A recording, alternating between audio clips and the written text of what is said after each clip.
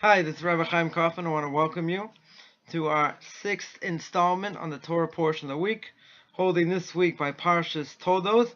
There's quite a bit to speak about Yaakov and Esav and the whole idea of the blessings and what happens that we're going to get into. But the beginning of the parsha, before we get there, it tells us that these are the offspring of Isaac, son of Abraham.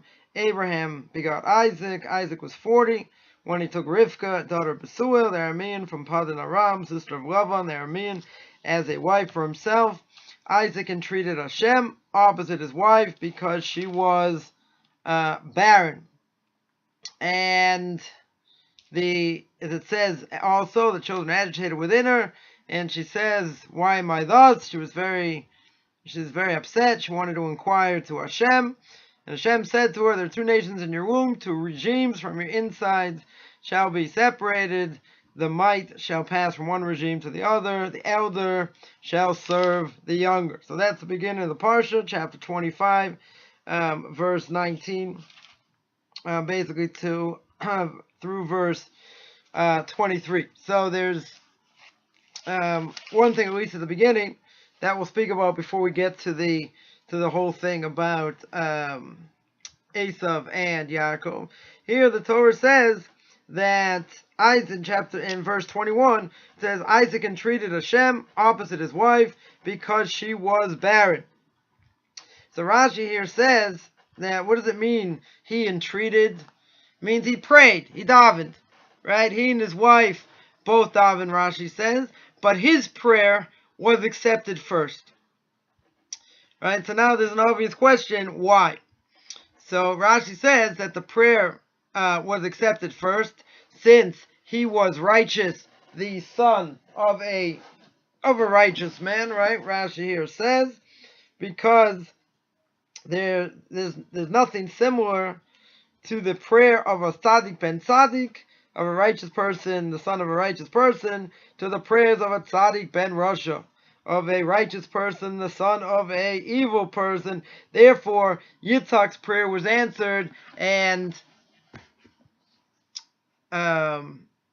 Rivka's prayer wasn't. So the Talmud says on that where a Baal Tshuva stands, a Tzaddik Gamor cannot stand. A Baal Tshuva is someone who wasn't religious.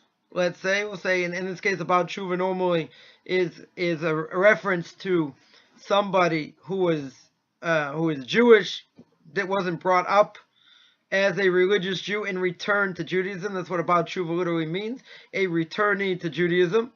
And so the Talmud says about a tzaddik gamor, a pure, total, righteous person, cannot stand in the place of a Baal Tshuva. Now, it's interesting if we look in this context, that in this case Yitzhak is considered the righteous person because his father was righteous, but Rivka was considered let's say a Baal Tshuva if she was Jewish, right? The whole question whether they were Jewish, they weren't Jewish.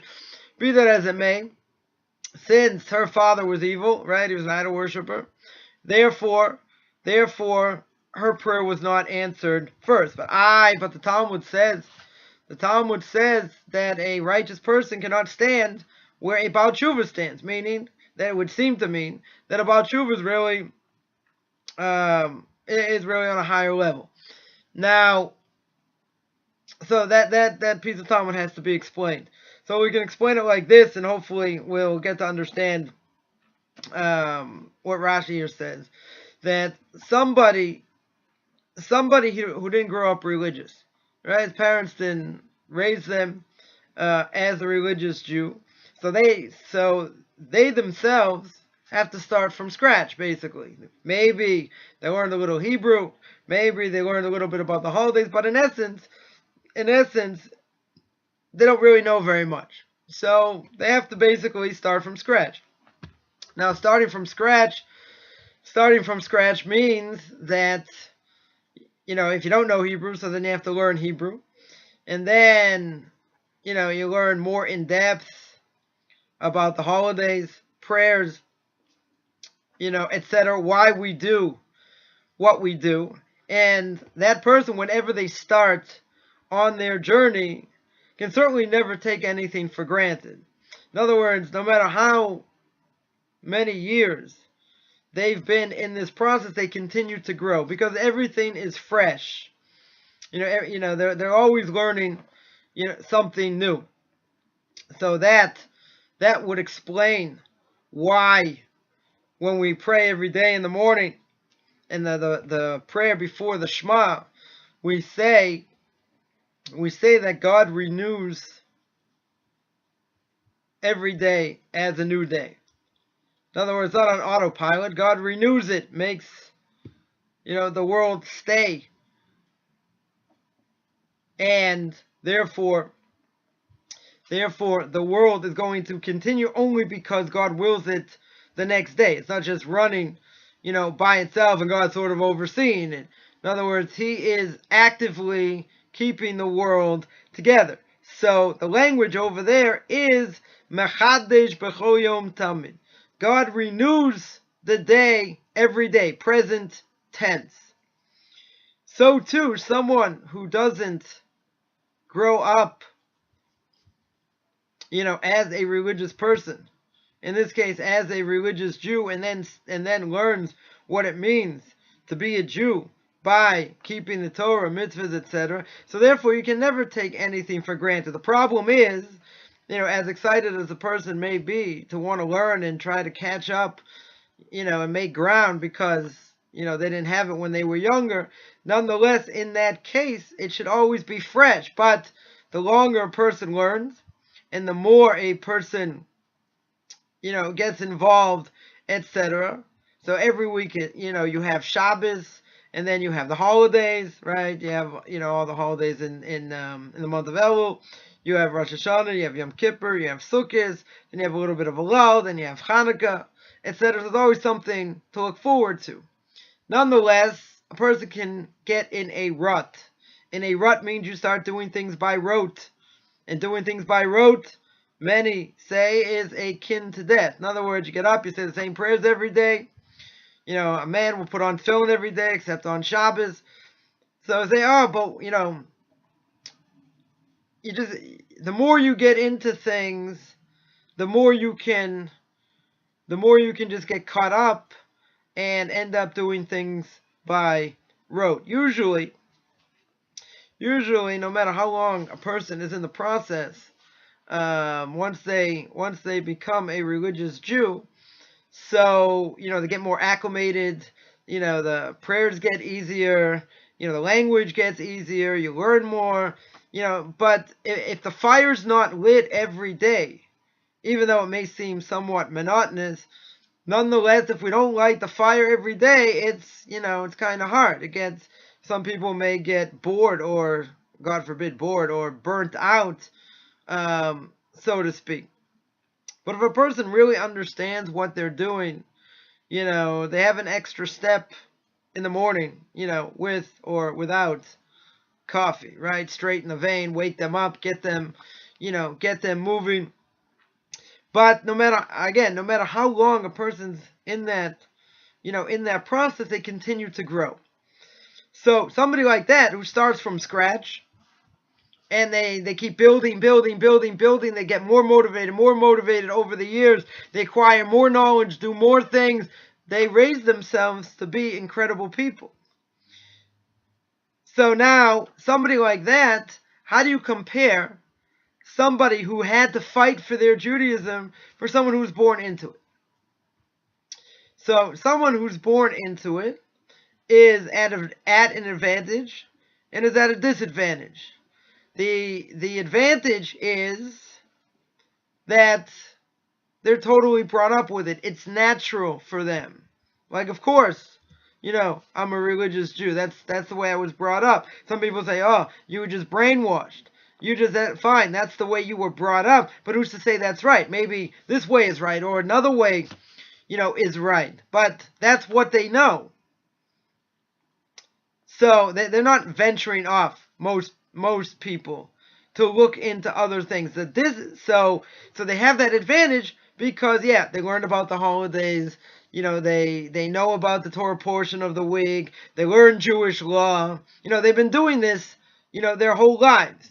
So now it should be obvious what the flip side is. The flip side is that, even if you're born into it, if you don't have that fire lit yourself, on a daily basis, it's very easy to get burnt out. It's very easy to maybe look into other things, etc. Because, again, you've been doing it your whole life. So if it's not nurtured, if you don't have that fire lit on a regular basis, then even being born into it can get sort of monotonous, if we're not careful. And then you end up doing things, certainly by rote, and, that's very hard then to pass down to your children because you don't look at it as something exciting. Yeah, you're certainly going to build a sukkah, right, before Sukkot. You're going to light a Hanukkah menorah. You'll have a Passover Seder. You'll have fixed times to learn, etc. But the question really is, even if you've grown up with it and you've been learning and learning and learning for years, does it make you get up with an extra step? Is it in your bones? Is it in your kishkes? Like, a person went to sleep the night before, and they have a question they didn't answer. And it's bothering them. They want to have an answer. They want a clear answer. They want to see how all these different things, fit together. So, someone who's grown up with it their entire lives can sometimes get burnt out if you don't have a plan of how to, continually keep that lit. But the advantage obviously is that you're a part of it. You've seen it. You understand it, etc. And especially if you have family of, righteous people or people that are continually growing in Torah, it's going to be catchy. You're going to want to do the same thing. It's all around you. So, a tzaddik, right, take somebody like Yitzchak. It was very easy for Yitzchak to, in a certain way, it was easy for him to grow in Torah and to be as great as he was because of who his father was. Now, that's good to say if you're surrounded by that, etc. But also the Talmud says that the Torah is not a Yerusha, right? The Torah is not an inheritance. So even though Yitzchak's father, Avraham, really started everything and is called the father of, of all nations, and the Jewish people come through him. As the Ramchal says in Derech Hashem, in the way of God, the Ramchal says, he is the root. Everyone else are the branches. You got Yitzhak, you got Yaakov. That's why the beginning blessing of the Shemona Esrei, the silent meditation, we end with, blessed are you, God, the shield of Abraham. Commentaries ask, why does it say the shield of Abraham, Isaac, and Jacob? Right at the beginning we say, the God of our forefathers, Abraham, Yitzhak, and Yaakov. But we end the blessing with Abraham. Why? Because Avraham had the special merit. He's the one that started everything, so he gets the blessing. Right? The shield of Abraham means he is that source. He is that power that brought God, absolute monotheism to the world, which is the first of the 13 principles of faith by the Rambam, by Maimonides. So in this case over here, Yitzhak stands on his own. Yes, he was brought up as a offering. Okay, he didn't end up being an offering, but he was willing to sacrifice himself. Remember, Yitzhak is 37 years old. Certainly could have overcome his father and not gone through with it, but he himself wanted to sacrifice himself to God. God says, no, I want you to live that way, not die that way. Right? Living, sanctifying God's name is a lot more difficult than dying, sanctifying God's name. Because once a person dies, that's it. 1 second, he's gone. To live sanctifying God's name, and people say, oh, look, he learned Torah. Look how nice he is. He doesn't cut in line. He doesn't do this. He doesn't do that. Right? Thank God his father taught him Torah. Right? That's what a sanctification of God's name is. Desecration of God's name is just the opposite. Is, a person sees an Orthodox Jew doing X, Y, or Z, and they say, oh, look, that's really what the Torah is. And he steals and he lies, and they steal and they lie, and even if it's just one individual, or if it's more than one individual, it doesn't matter. We have a Torah to live up to. We have a standard we want to live by. Problem is, we're human. So humans make mistakes. Torah doesn't make mistakes. It's only us. And because we're human, then that can cause us to fail. So I'm always fond of saying, don't mix up Jews and Judaism. Because if certain Jews do something, even if they're Orthodox, doesn't mean it's right. Right? They have an obligation to live up to the highest standards as much as they can. And if they don't do that, then it looks bad for everybody. They'll say, oh, he did that, so all Jews are like this. That's a tremendous desecration of God's name. So be that as it may, in this case, you have Yitzhak and Rivka. Alright, so I would say, Rivka's prayer should be listened to first. Because, she's praying, and her father was an idolater. She had a brother who was a scoundrel.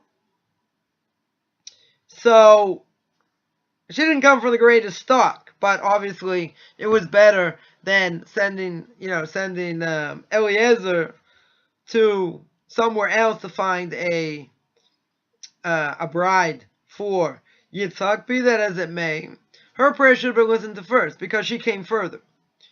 She, in essence, came further because of how she grew up. On the other hand, if we look at Yitzhak, Yitzhak had good stock. He came from Avraham, and he learned from Avraham, and he saw his mother, Sarah, and they preached absolute monotheism to the world, and they brought thousands and thousands of people close to God. Remember, it was a world of idolatry, and they converted thousands of people. So Yitzhak himself, even though he came from good stock, he became righteous in and of himself. Now, that itself is an amazing thing. Why? Because if someone grows up with it, even though they come from a great genealogy, right? Many people, if they would go back in their genealogy, see their original roots, 3, 4, 5 generations back, or more, and they'll see that, people in their family were righteous people. Everybody has that somewhere along the line. Nonetheless, coming from that stock helps, but it's absolutely no guarantee. If somebody even starts with that stock, and they grow, and they grow, and they grow, and they become so great because of who they are, the source of their soul, how much effort they put in all this and all that, so that's great. But see, it's a lot more difficult. Someone who didn't grow up with it, so that they always have the fire lit. They're always wanting to learn to become better, to strengthen themselves, help others, do chesed, all these different things. If you grew up with it, you're already used to it. So you have to relight the fire on a regular basis. That's a lot harder to do. Because if something comes natural, and you keep doing it, again, it can seem somewhat monotonous. A person can get burnt out from it. If they never had it, and now they're trying to reclaim their heritage, so now they're not going to rest, right? They're going to have to make up time for what they didn't learn. And then they're going to want to learn everything, and then they're going to do all kinds of things to try and reach the highest spiritual level they were because of where they came from. Somebody who wants to do that and continue to grow and learn as much as possible, do chesed, acts of loving kindness, helping others, all these great things, even though they did it when they were younger, that's even greater. It's even greater because they didn't get burnt out. Even though they were used to it. Even though they did this on a regular basis. Even though they have other family members doing the same thing. And, and cousins and relatives and, and all that. Makes it a lot easier. Yes, it does. Also no guarantee. Remember, Torah is not a Yerusha.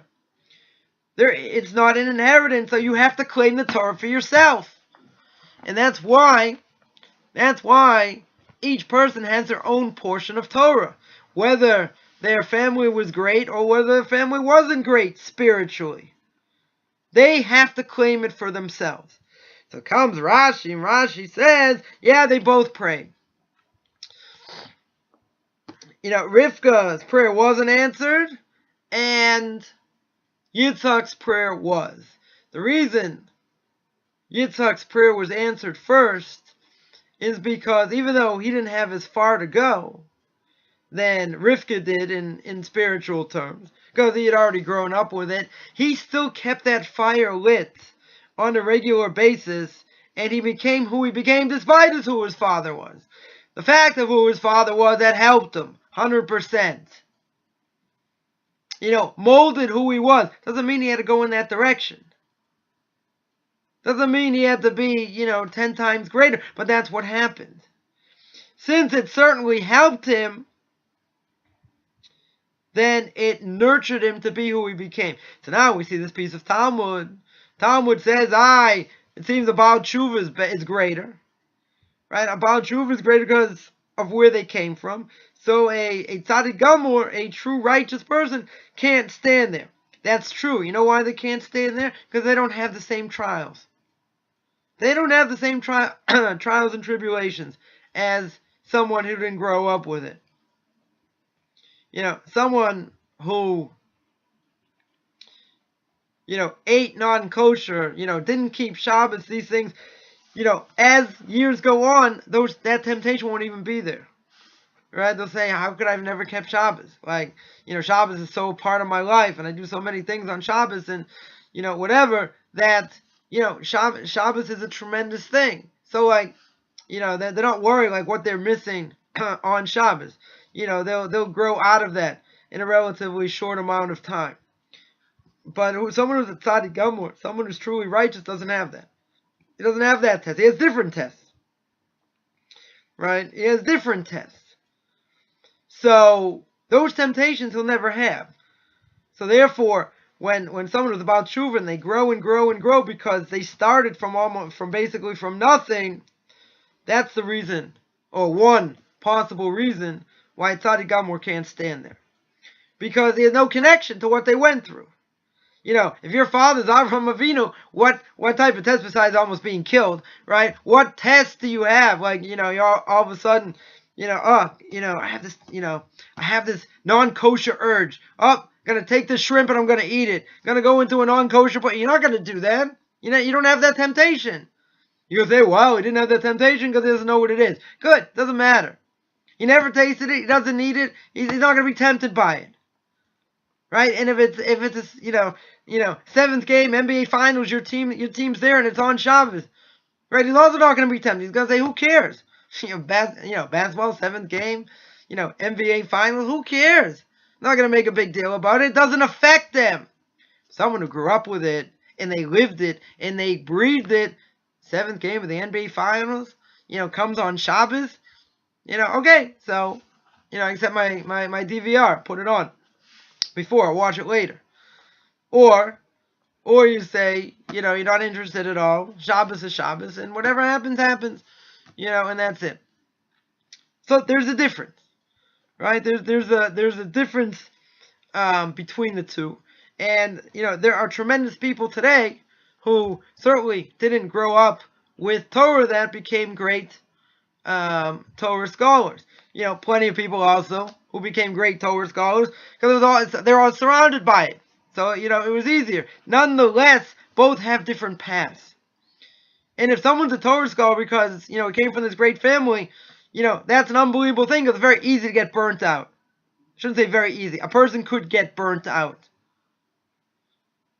from it, if it's not nurtured properly. By about tshuva, he's not going to get burnt out, per se, unless he takes on too much too fast. Right? About tshuva is going to be so determined that they want to keep as much as they can and do more and more and more. They're never going to get bored. Right, but it can happen to them also. So that's one. That's one idea. Now to the bigger discussion at hand, and that is the answer she gets is verse 23. There are two nations in your womb, two regimes in your insides shall be separated. The might shall pass from one regime to the other, and the elder shall serve the younger. So if you look in the Hebrew here, the Hebrew says that there are two nations in your stomach, etc. And one regime is going to take over for the other. If we look in verse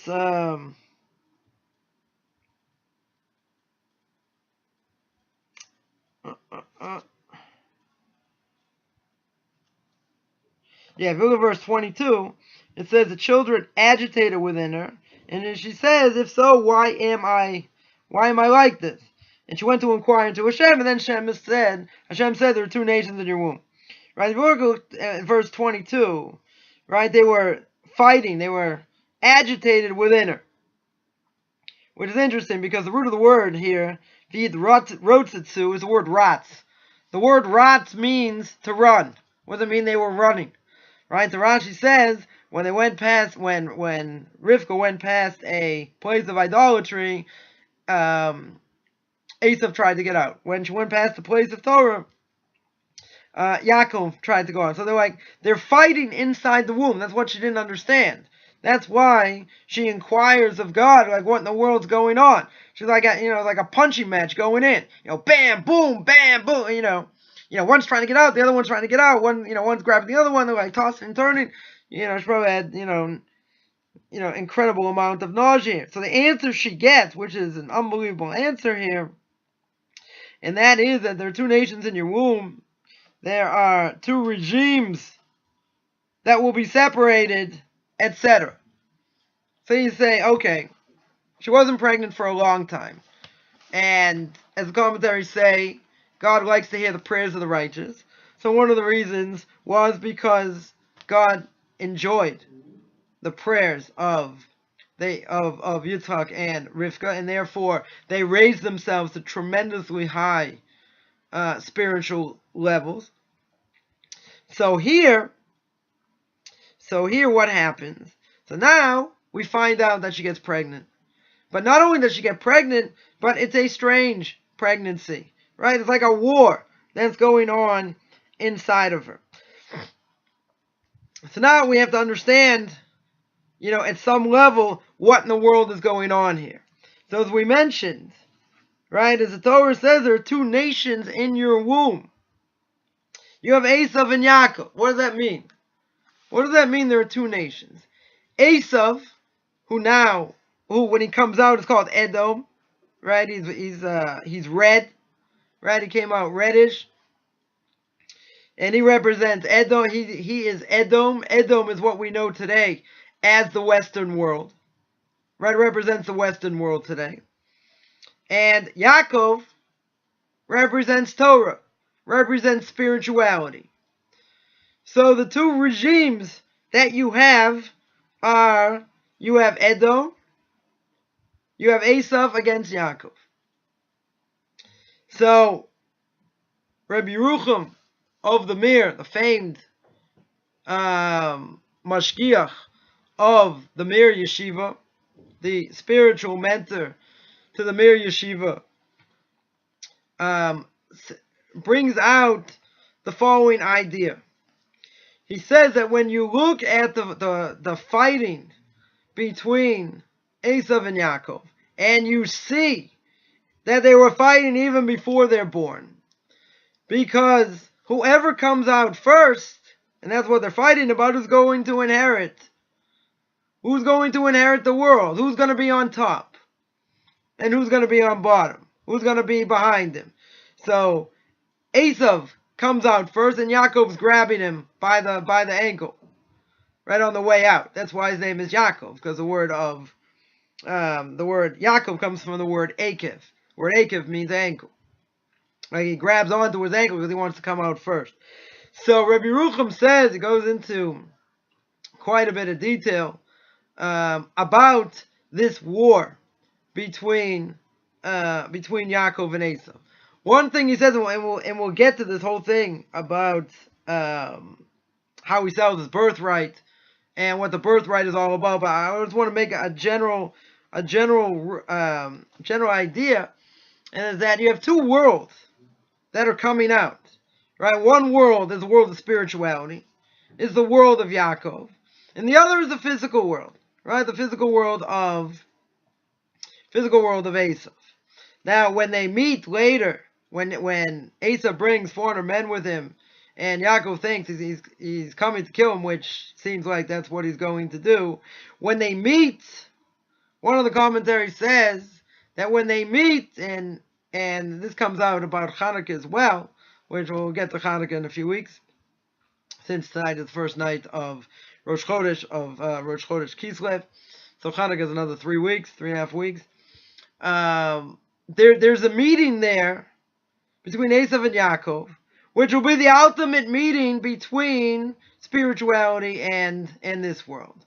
So Esau says that, if I fight Yaakov and I win, so I knock him out of the spiritual world and I get the physical world. Whether he wants the spiritual world or not is a different issue, right? But he wants to get at him to knock him out of the spiritual world, because if he knocks him out of the spiritual world, so to speak, then he knows he's going to get the spiritual and the physical, right? So that we'll see.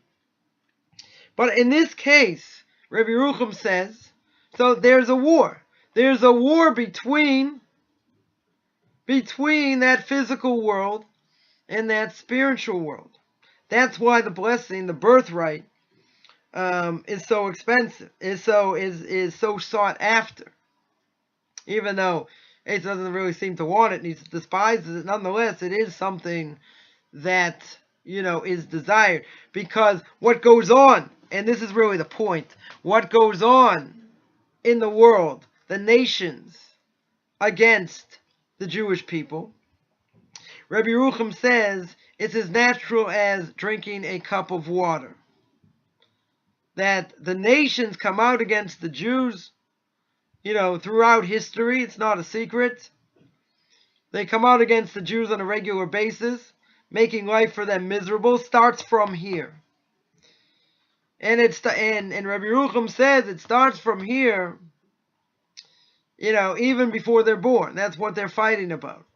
But the fact that once they come out, and this whole thing comes to the forefront, and it gets passed down generation to generation, it literally makes no sense. It's a natural thing. Why is it a natural thing? Because if you look throughout history, the Jews are hated no matter what they do. If they have too much money in one place, they're hated for that. If they're poor or whatever, they're hated for that. No matter what they do is never enough. In other words, if you look at what an anti-Semite, or even a Jew who's his own anti-Semite, would say, that, say something, against the Jewish people, what's he going to say? He'll say the reason we hate the Jews is because they're so successful. Okay, if you find that they're poor in another country, that doesn't apply.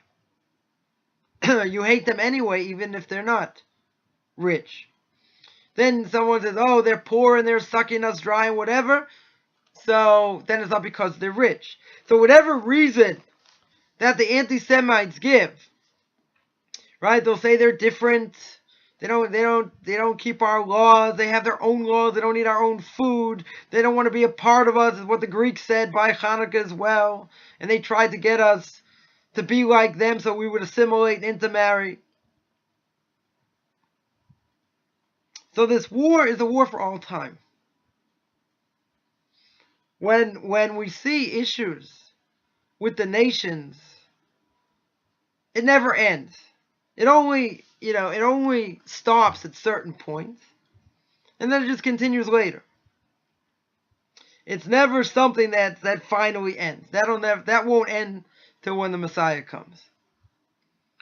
So sometimes it's better, sometimes it's not, but it's something, as Rabbi Yerucham says, is natural as the light of day, or the dark of night, or drinking water, whatever it is. It doesn't change, because it doesn't make sense.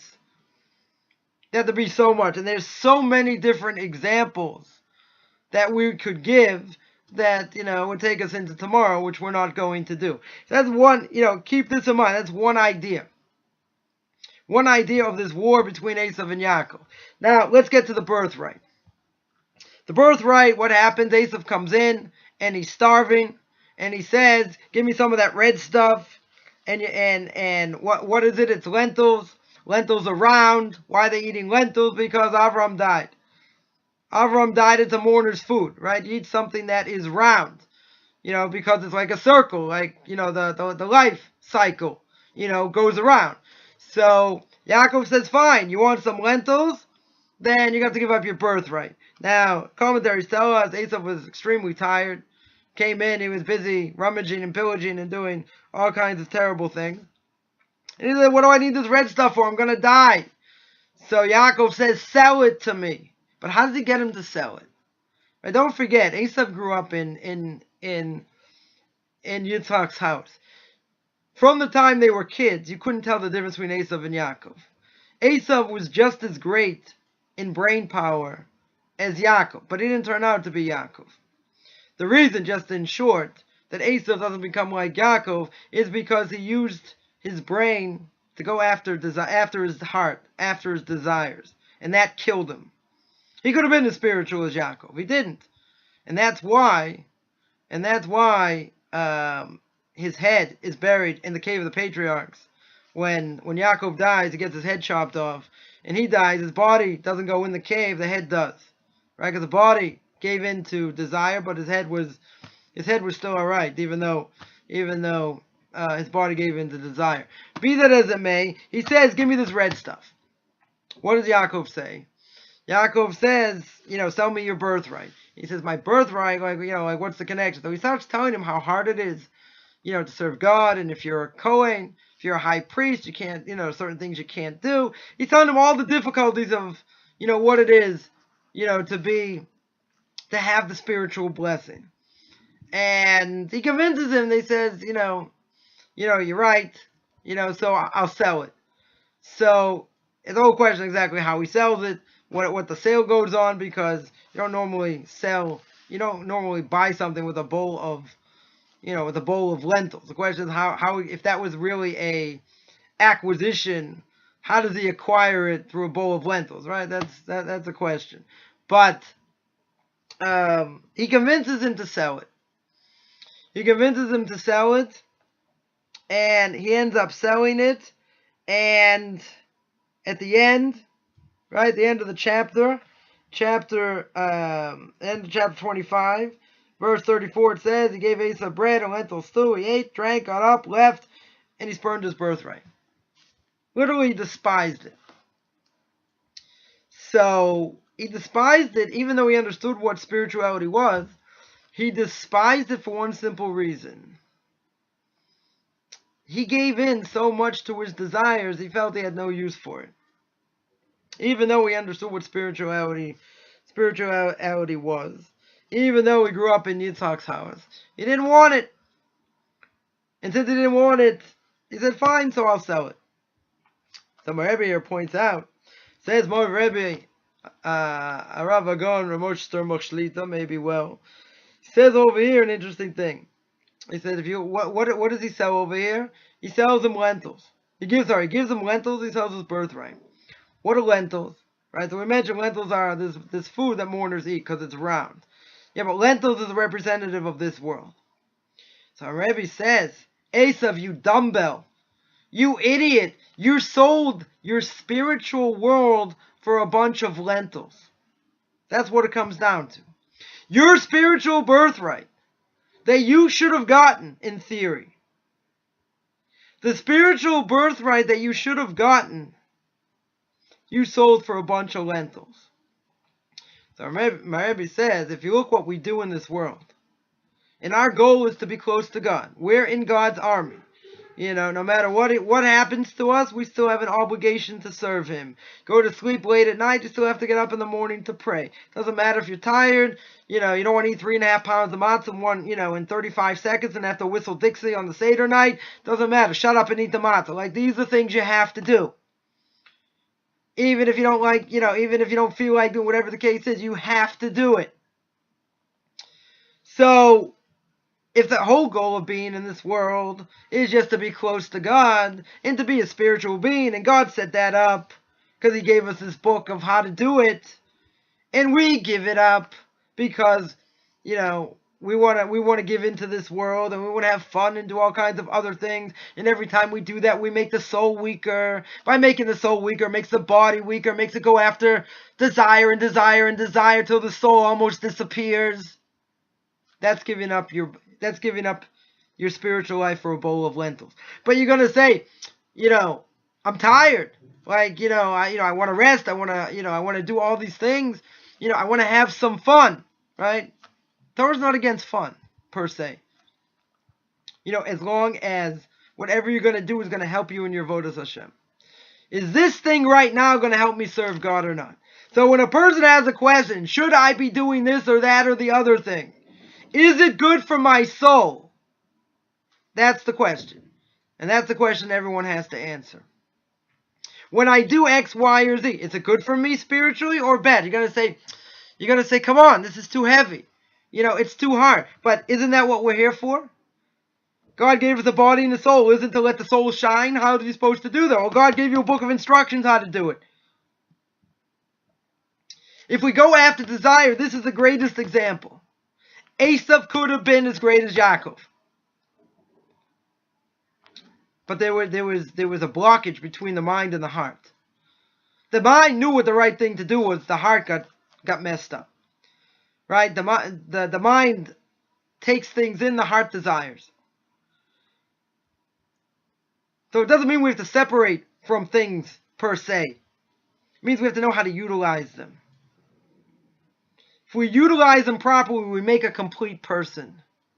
You can be a spiritual person by living in the secular world. It's hard. No one's going to say it's easy. I'll give one example. One of the greatest spiritual days of the year is Purim. Purim is an upside down day. Totally upside down day. You have a huge festive meal. People are drinking and they're eating and they're drinking some more and a little bit more. So Purim can be like Yom Kippurim, right? Yom Kippur is a day like Purim. What do you mean? Yom Kippur is the total opposite, right? Yom Kippur is a day of fasting, day of being close to God, right? 27 hours, being like an angel. No eating, no drinking, praying all day long. How can you compare Purim to that? Purim's a much harder day. And it can be even a more uplifting day. The reason is because here I'm sanctifying God's name. Because even though I drink, what comes out of my mouth is Torah. Right? How do you test a person? 3 ways. Kaso, kiso, and koso. A person's tested by how he gets angry. Kaso, from kas.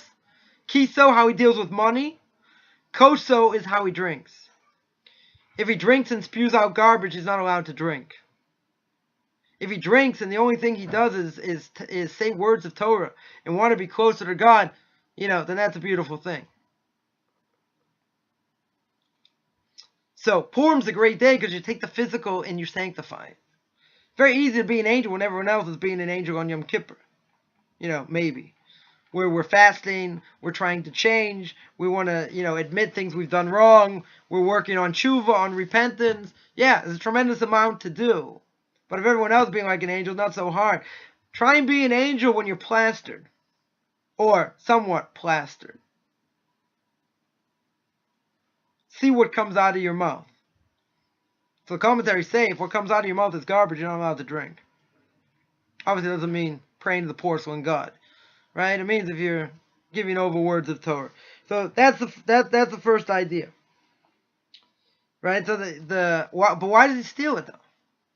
Why this whole thing of tricking him? Why doesn't Yitzhak just give it to him? So So Torah says Yitzchak loved Esav, Rivka loved Yaakov. What? How could Yitzchak love Esav more than Yaakov? So Esav was sort of a wild man. Yitzchak had control over him, and he was able to utilize many different things to shape him into the person he was. Problem was, he went off and, he did what he did. He wasn't, at a certain point, he wasn't controllable anymore. But Yitzchak understood the blessing didn't need to go to Yaakov. What did Yaakov do? He sat in the tent. He learned. And he learned, and he learned, and he learned. He said, what does he need the physical blessing for? He doesn't need it. So really, Yitzchak held that the physical blessing was for Esav. Rivka had other ideas because she was a prophetess as well. So therefore, she understood that Yaakov had to get the blessing. So she devised this plan, and Yaakov says, "What happens if my father feels me? Whatever." She says, "Whatever happens, if anything bad happens, I'll take the blame." Right? She makes the meat. He comes in, and we understand what happens. Yitzchak says, "Is this Esav?" And Yaakov says, "Yes, Esav is the firstborn." Right? If you read the verse over there, it's broken up like that.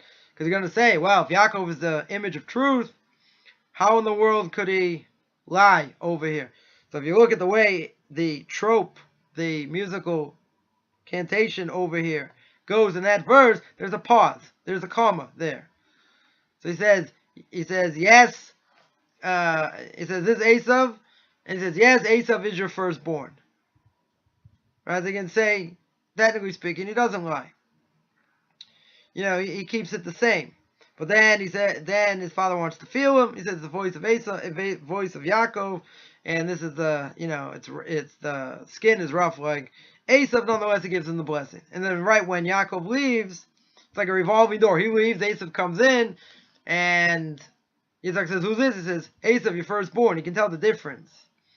How can he tell the difference straight away? Because Yaakov uses the word God, uses the word Elohim. And in Esav, he says, he's like, "Father, stand up." Like, he uses the language that's a little bit rough.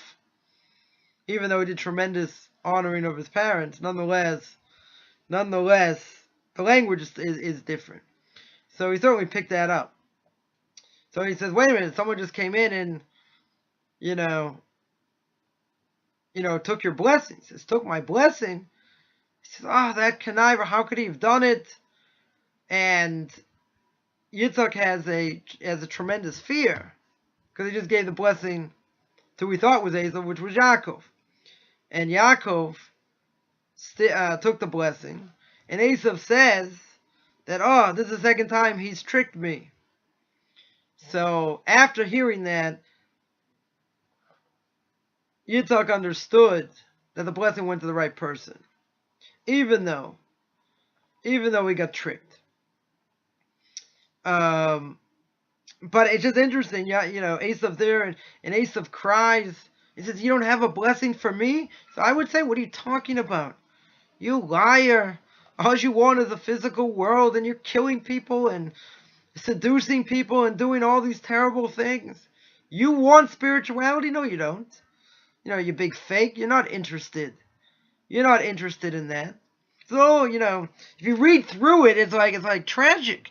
It's kind of like, like a Shakespeare play. "Oh, poor Esav, the tears are coming. They're going to start to flow. Oh, I feel so bad. So bad.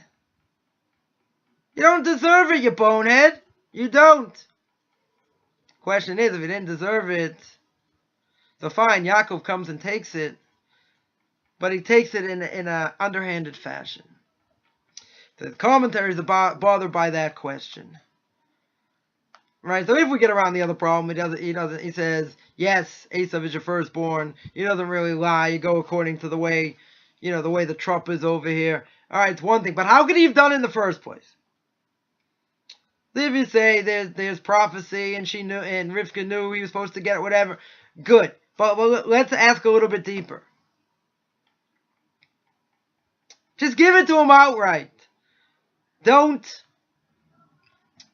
get it through the back door.